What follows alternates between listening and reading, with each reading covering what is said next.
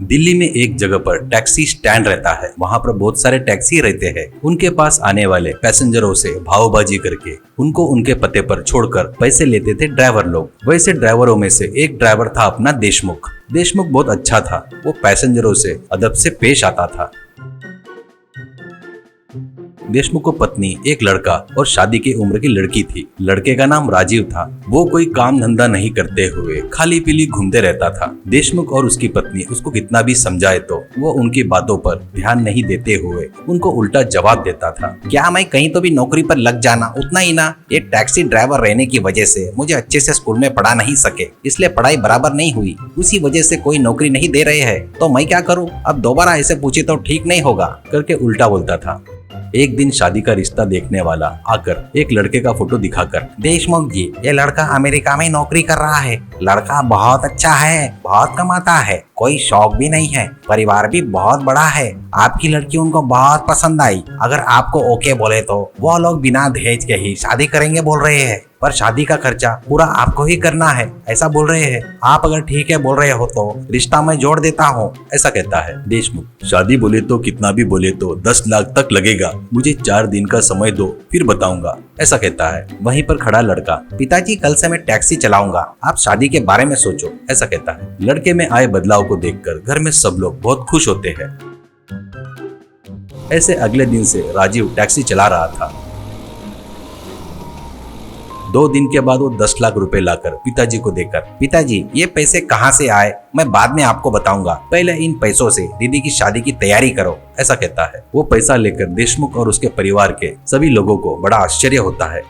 ऐसे अब देशमुख की लड़की की शादी बड़े धूमधाम से होती है। लड़की को ससुराल भिजवाते हैं। एक दिन घर से टैक्सी लेकर जा रहे लड़के को देखकर देशमुख, इसके पास इतना पैसा कहां से आया, कहां से कर्जा लिया या फिर कुछ और किया, पहले ये क्या कर रहा है पता करना पड़ेगा, ऐसा सोचता है। और उसकी टैक्सी के पीछे अपनी स्कूटी से पीछा करके उस पर नजर रखता है। टैक्सी स्टैंड में जाने के बजाय सीधे एक घर पर जाती है। लड़का वहां पर जमीन पर बना एक दरवाजा खोलकर इधर उधर देखकर फिर से कार में बैठकर कार के साथ सीधे अंदर जाता है। देशमुख भी वो दरवाजा खोलकर अंदर जाता है।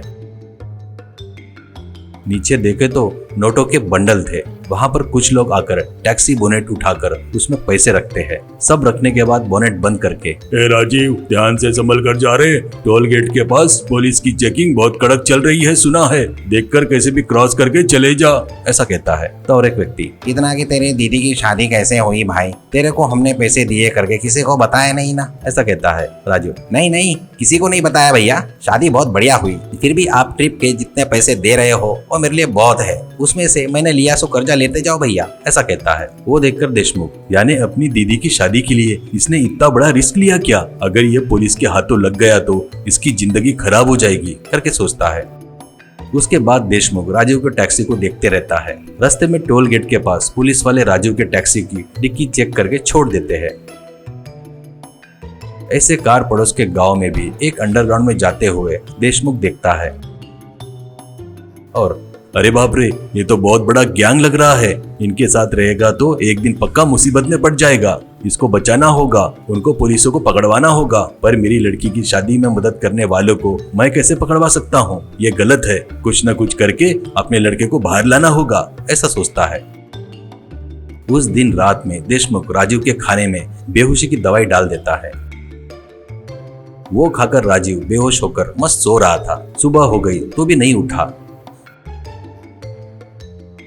तब देशमुख टैक्सी लेकर सीधे अंडरग्राउंड वाले के घर में चला जाता है। वहां पर खड़े 2 लोग से, आप लोग बिल्कुल नहीं घबराना, मेरे लड़के की तबीयत ठीक नहीं है, आपको तकलीफ नहीं होना इसलिए मुझे भेजा उसने। मुझ पर यकीन करो, मुझे वो पैसे दे दो, मैं इस रहस्य को ऐसे ही रखूंगा, ऐसा कहता है। वो दोनों एक दूसरे का चेहरा देखकर ठीक है बोलकर पैसे लेकर कार के बोनेट में रखते हैं। टैक्सी लेकर देशमुख निकलता है।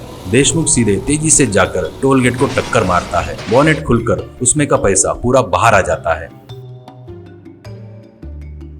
पुलिस वाले देशमुख को पकड़कर अरेस्ट करते हैं। उससे कितना भी पूछे तो सर ये पूरा मेरा काला पैसा है सर, इन पैसों को दूसरी जगह पर ले जा रहा था, ऐसा कहता है। इससे वो जेल चले जाता है। तो पिताजी से मिलने आए राजीव से सब कुछ बताकर, बेटा ऐसा हुआ था, मैं सजा काट कर बाहर आते तक माँ को अच्छे से देख ले, गलती से भी उनके पास फिर से मत जाना बेटा, ऐसा कहता है। पिताजी ने उसके लिए जो त्याग किया था उसके लिए लड़का अपने आंसुओं से उनके पैरों को नमस्कार करता है।